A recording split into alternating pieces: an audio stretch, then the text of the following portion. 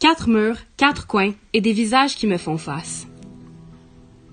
Dans cette salle à la dérive, vous m'observez, vous m'inspectez.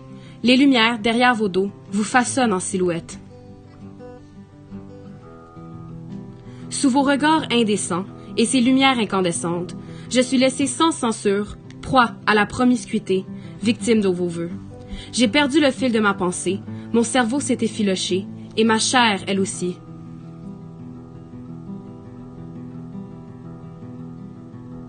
Me voici déshabillée devant vous, mon squelette dévoilé, dévêtu du superflu.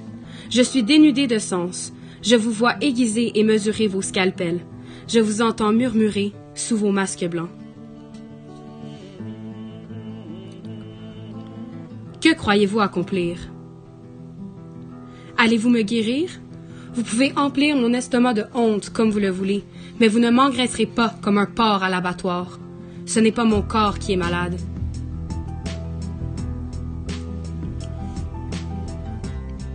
Un jour, j'aurai peut-être une fille, et lorsque des fronts froids formeront des cumulus au-dessus de sa tête, elle me demandera d'où viennent les orages.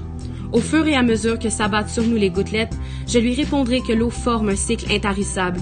Je lui expliquerai que la pluie qui se pose spontanément sur sa langue tendue est de la même origine que celle qui compose les océans.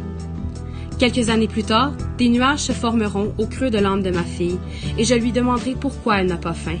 Elle me dira qu'elle est simplement un peu grippée, que sa gorge lui fait mal, mais je saurai qu'elle ment, parce que les habitudes les plus cruelles courtisent toujours nos pensées.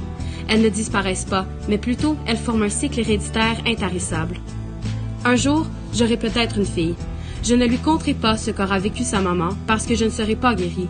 Vos propos insolites, médecins et vos jugements obscènes me frustrent, oui, mais ne m'aideront jamais.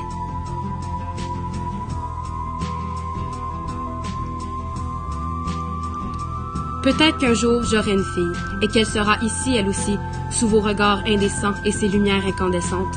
Elle vous parlera de son chagrin, cher médecin, et vos préjugés lui débarrasseront de sa chair restante, pour qu'à son tour, elle puisse périr. Parce que les habitudes les plus cruelles forment un cycle héréditaire intarissable. Elles ne nous quittent jamais vraiment, les vilaines.